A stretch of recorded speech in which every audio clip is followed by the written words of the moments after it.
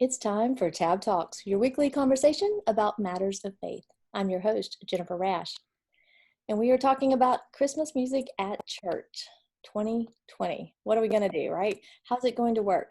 Well, we brought in a couple people here, a couple of churches represented anyway. There are three people that are going to help us know what to do. So in the Birmingham area, we have Shades Mountain Baptist Church representatives Michael Adler, the worship arts pastor, and Ethan Milner, the creative arts director. And then up in Florence, First Baptist Church, Florence, Alabama, we have Scott Underwood, who is the associate pastor for worship and students. Welcome. Hey. Hey there. All right. Well, thank you all for coming in and sitting in on this topic. We've heard a lot through Tab Media about churches and trying to figure out what are we going to do. It was already hard enough to figure out what to do with worship in general on a Sunday morning. But what about Christmas? Because, Christmas is so special and we all love what happens at church at Christmas time. And so we've had stories in the print edition of the Alabama Baptist trying to talk through it and all. But I just wanted to hear from you guys, because Scott, you're representing that small to medium-sized church, and Michael and Ethan, you've got that larger church, obviously.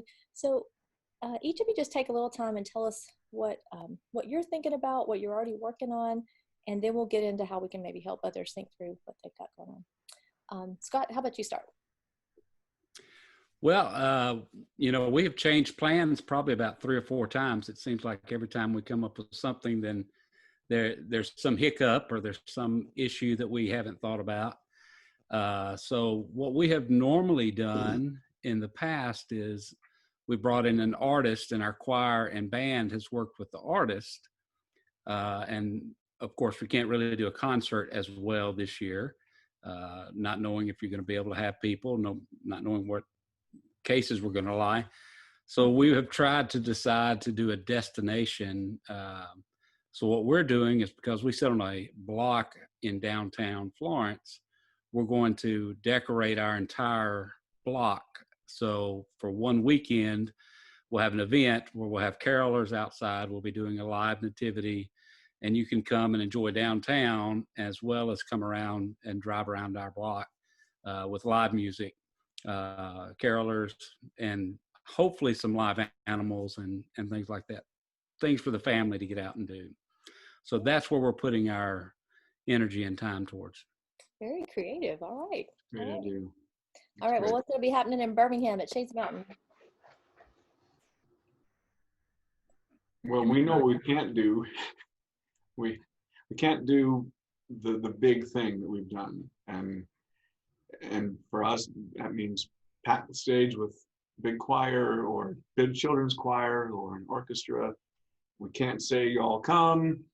All the rules about getting people in the room are very restrictive, and so we saw this beautiful pattern develop quickly once we were forced indoors and forced to the video platform, that we were able to create a pretty wonderful video environment and video experience. So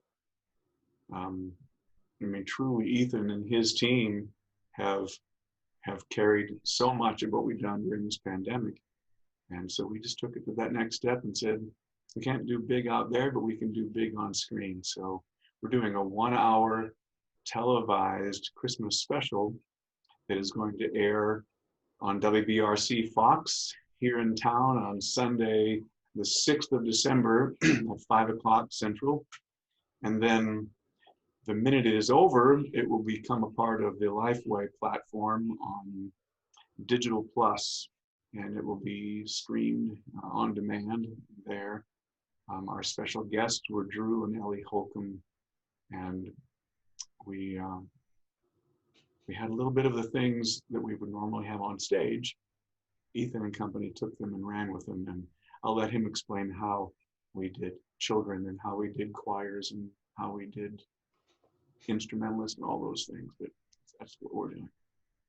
All right. So go ahead, Ethan. Tell us how you put all that together. Yeah, as Michael said, we were, from the time that we were working on Easter and all that stuff and had big, exciting ideas for Easter. And when it all kind of shut down, it was in survival mode for such a long time trying to figure out week to week how to translate the regular worship service into people's homes. And Easter was the kind of first big thing of like, well, we need to do something more. We need to do something that is not just such a sad, an anticlimactic sort of Easter. And so those first few weeks were sort of patching the holes in the boat. And then at Easter, we decided to go to Michael's house and bring on some crews, some of my film crew friends, and really try to translate the Easter experience. We went to Michael's house for worship, went to our pastor's house for the sermon. Everybody else was in their homes. We figured we would go into these two guys' homes who were used to seeing and be in their living room and be in their kitchen, and everybody's experiencing Easter and trying, in a unique way. So the good thing about it is that it caused us to look at this thing that we're used to doing relatively the same way for forever, as long as I can remember, in a brand new way. What's the blank page version of this given these not great circumstances? And we ended up continuing that. We did that several times throughout the spring and the summer, where we would film these kind of more cinematic worship sets, and we learned a lot about what translates to camera and what doesn't, but we were still in denial a little bit, thinking like Christmas is really far away, things will be back to normal come Christmas. And then there just came a point where you couldn't wish that away anymore. We started to have to think about, all right, what if nothing changes? What do we do? Because as Michael said, the thing that works and that we've come to love and are usually working on, as early as the summer, it works with 3,000 people, live bodies in the room, multiple shows in a day. That energy and that live music feel, and it's really tough to translate that. That's one of the things that the pandemic taught us. It's tough to translate that to screen, to maybe somebody's watching on their iPhone, maybe somebody's watching on a computer, their television, in their living room. So what can we do to change that? How can we create an experience that is built for the camera, that is built for the screen? And so Michael and I started conceptualizing different songs and ways to kind of structure a show. And at that time, we didn't know exactly where it was going to land, but thinking in terms of how can we create an experience? How can we create, essentially a storyline, a journey that makes people feel, known and heard and understood, and also walks through the, gospel story, the story of Christmas, Christ and hope born into the world.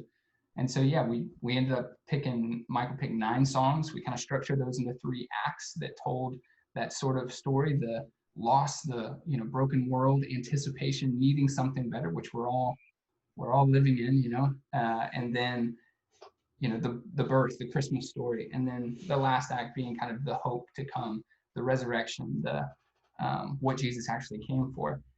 And in between there, we sat down with, I think the total number, about 30 people. And we just had conversations like this, where I would sit down across from somebody in sort of a socially distant, safe way and just talk to them about their year, 2020, and, all the good, all the bad, Christmas, hope, lack of hope, all the things that have gone on. And we're kind of working through that material to structure it into sort of film pieces to make the pieces that come between our acts. So yeah, it was about a week of shooting the music, and we filmed 9 music videos in a sense, trying to give them their own unique narrative bend, and then we'll kind of place these gospel story elements throughout it. So both of you really found a way to adapt. Both churches found a way to adapt the reality of what it was. It couldn't be what you had always had. You couldn't pull it off in the way that you kind of knew, the one that just is easy, right? In a sense. Yeah, say that really well. Easy, but you knew what to do. Yeah. Scott going outside, you guys going with a televised virtual video type presentation and all. What were the biggest obstacles to make that leap?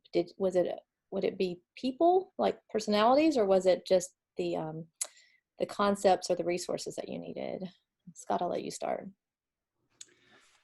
I think for us is just being able to nail down a plan of what we thought we could accomplish, mm-hmm. And what would accomplish the goal, mm-hmm. of, and so whenever I go to some kind of creative element, I always want to say, all right, what else? You know, we've got this idea. Well, what else can we do? Add to it. What can we do to make it bigger?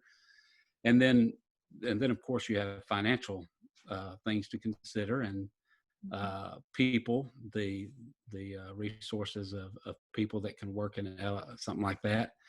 So what is realistic? And so there's a little bit of everything, all aspects to think about.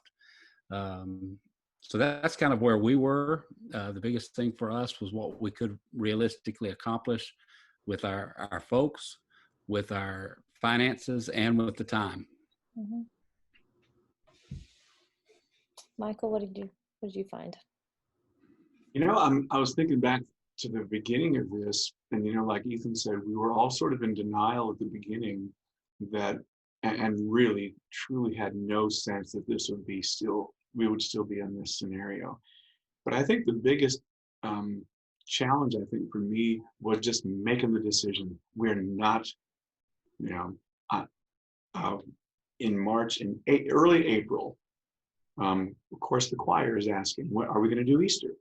And we knew pretty quickly that, as kind of squishy as the rules were and how much as they were changing and what our expert would say one thing versus another, we were chasing everything that was standing for, yes, you can sing in a choir, but it's truly impossible. I mean, that's the worst scenario, unless maybe you're packed into an elevator. That would be worse, but nothing much worse than just singing in the choir. So we just had to make a decision early on and tell people straight up, we won't be doing live big things at Easter this year. And so what followed that was my decision to tell the whole choir, we're not even going to talk about choir until Labor Day. And it helped. I mean, again, we didn't know when the lid would come off, but we said, we're not going to do anything until Labor Day. And then every time another little obstacle would come, probably the most important thing for us was making the decision and then getting to work on the alternative. Because whatever the alternative was going to be was going to involve a lot of horses and a lot of horsepower from all of us doing our jobs. And we just had to get with it. So we had to pivot. Ethan started using the word pivot, and I told him a few days ago that pivot has turned into a pirouette. We just spin. We just keep spinning. We're not just pivoting. It's crazy. That is the word for this year, pivot, for sure. Yeah. You're listening to Tab Talks. I'm your host, Jennifer Rash, and we are talking with Scott Underwood, Michael Adler, and Ethan Milner. And we're talking about Christmas music at church. What's it going to look like this year, and how do we make the best of 2020, and some ideas and tips for what might be possible. So we've been talking about a little bit about what you all did and the obstacles you faced and how you got through those. Think through just maybe the person out there who still hasn't decided. They're still trying to figure it out. Because I know, church calendars have typically, they're set, what's coming next. Like you said, you did Easter, then you start getting ready for the next thing. You held off till Labor Day. Scott, you may have been similar. You held off making the decisions on some things because of this particular year. So it has already thrown everybody off of the schedule that we've all been used to and kind of knew what was coming. So what if, though, there's a person out there that's still trying to figure out, it's about a month away now, and what can we do? What would be a tip, a suggestion for how to still make it special, even if by now we know that we can't do something really big? I'll just let y'all jump in. Whoever has the first thought. The first thing, as you say, the first thing that comes to mind for me is it's an energy problem, and that's where, when we came to it, the thing that kept me from not necessarily being excited about it, but we had just, everybody, and I'm sure you guys feel the same way, just spent a year with that pivot mindset, that kind of wait and let's see, hold on, and let's see where the chips fall kind of tension throughout the entire year.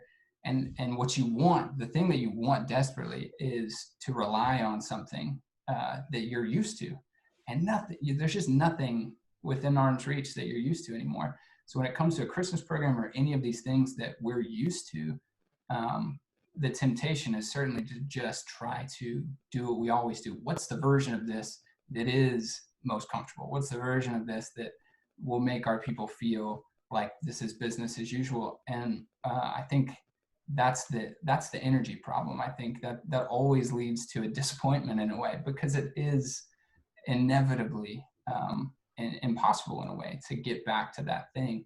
And so when we came to that place, that was the hurdle to overcome, is the scariness of not relying on what you've always done, but looking at truly the blank page and not being petrified or, too scared into submission by it, but really saying, if this church was not 100 years old plus, and we were to do this for the very first time, given these circumstances, a brand new church, well, what would we do?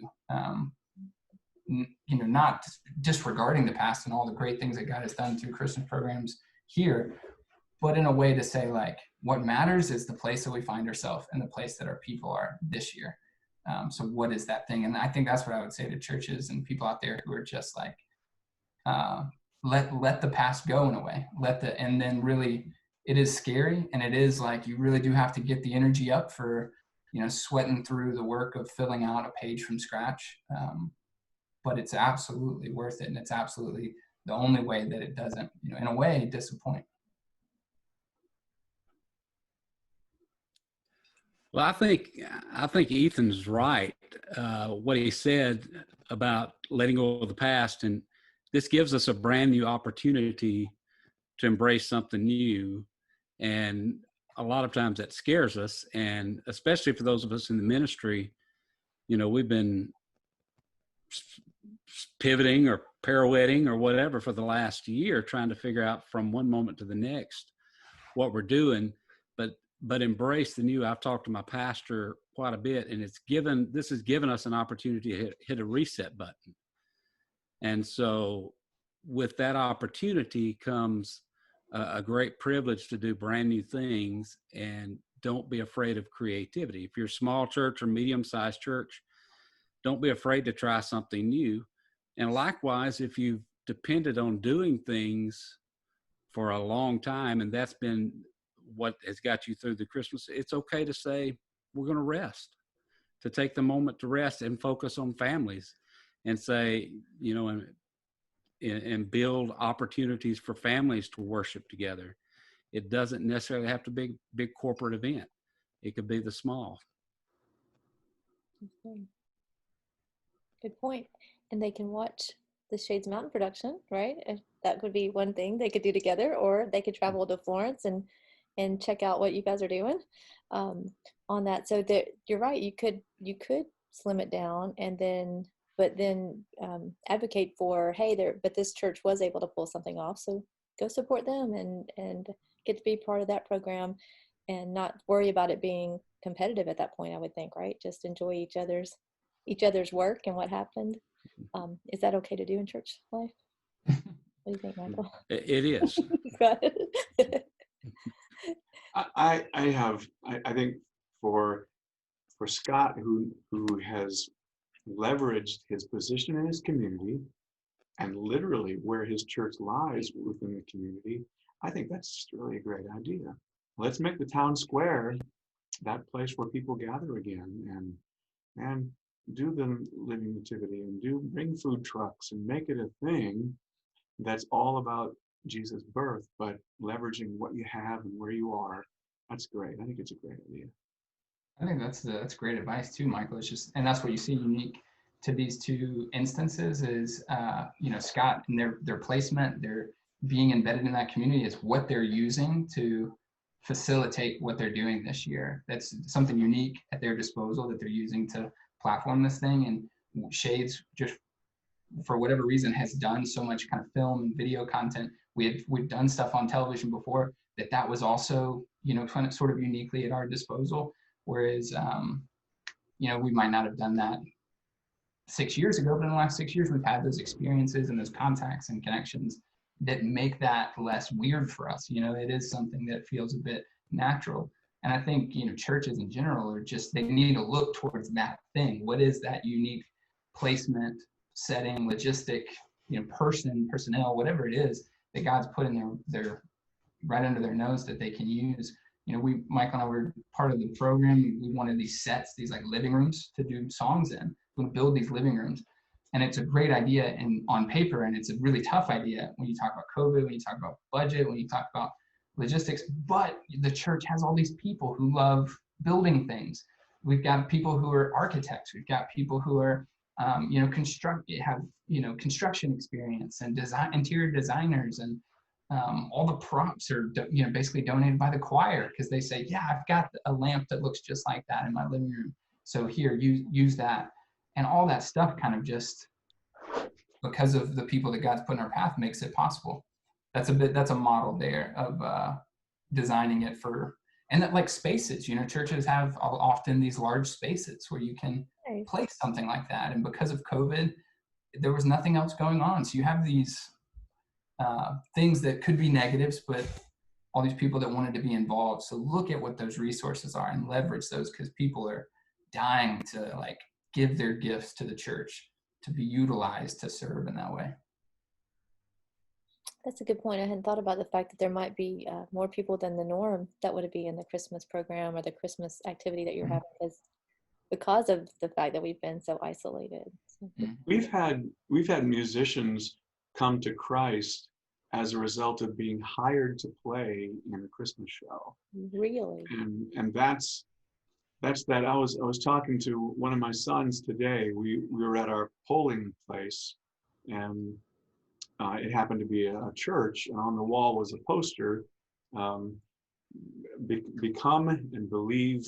I don't know what the three B's were, but we talked about inviting people to come into a space that aren't believers and be a part of your community first, and then let them be poured into and inspired and motivated by people who are good at what they do, who also love Jesus.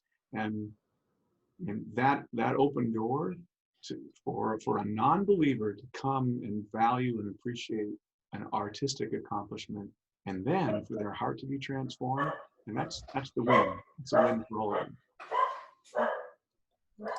Wow, that's definitely, yeah.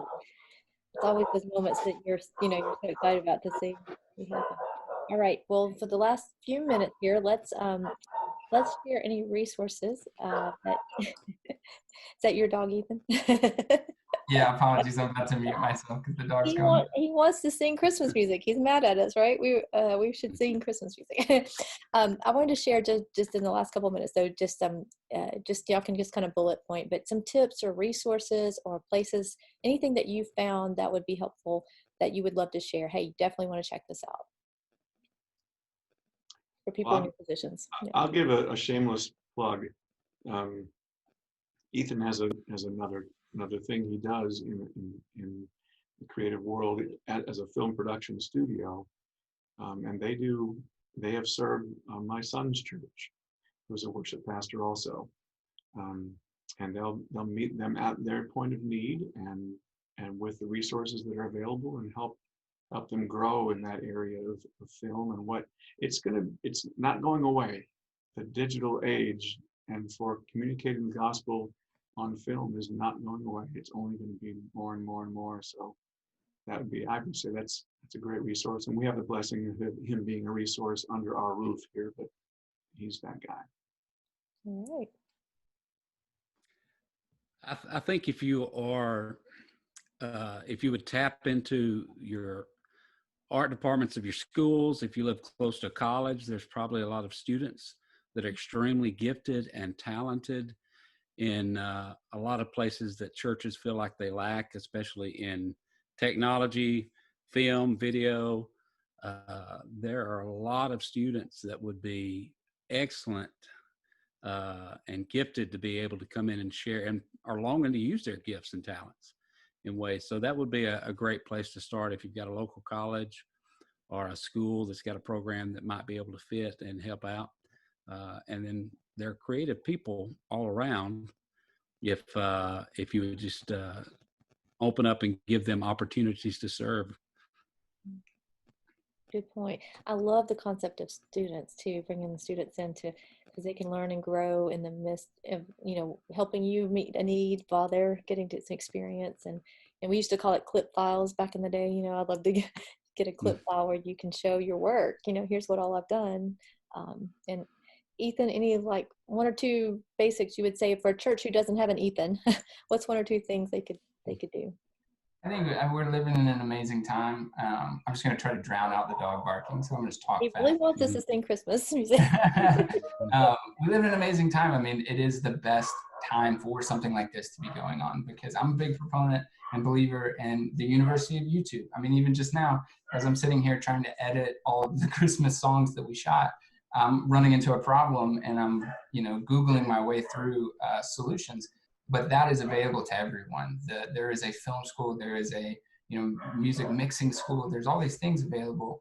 YouTube, on other online resources that it's how I've basically learned everything that I've done. And the technology, the democratization of actual capture mediums, cameras, lenses, media, mixed with the availability of knowledge. It is by far the best time to be a DIYer in this way and figure it out.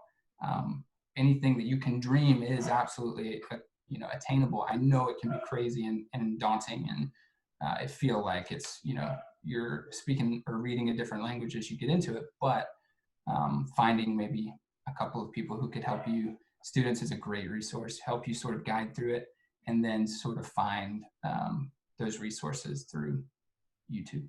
Good. All right, we're going to have to leave it there. All right, so the December 6th is the Shades broadcast, right? December 6th. Yes. Mm-hmm. And at 5 p.m. on WBRC Fox. And then Florence, when do we want to come to Florence, Scott? First weekend in December. I believe that's the 4th, 5th, and 6th. All right. So when you get done coming to look at our church, then go home and look up WBRC and check out the Shades Mountain broadcast. Okay, that's right. You can do both in the same day. I love it. All right. Well, thank you all for being part of the show, and thank you all for listening. And we'll be back next week.